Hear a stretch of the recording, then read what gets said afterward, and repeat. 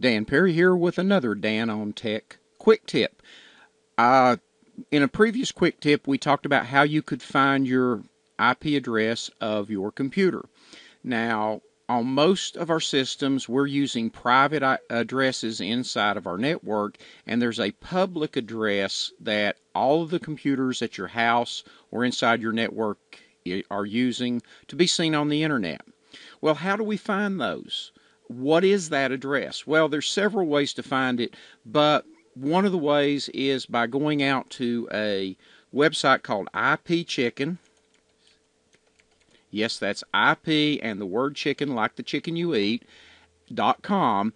And when you go to that, it's going to tell you what your public IP address is. So this 67.223.22.78, that is the address that the world sees my house in this case on, or my network for.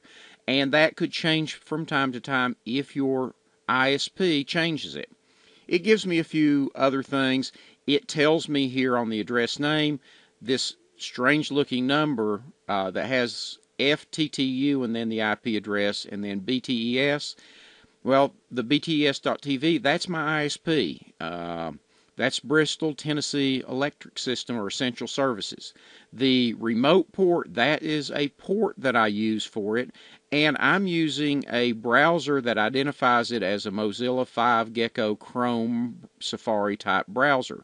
So this indicates the kind of web browser I'm using. So if you ever need to know what your external or public IP address is, ipchicken.com is one of the many ways, and I just like the name, so that's the one I use when I need to find that information. This has been another Dan on Tech quick tip.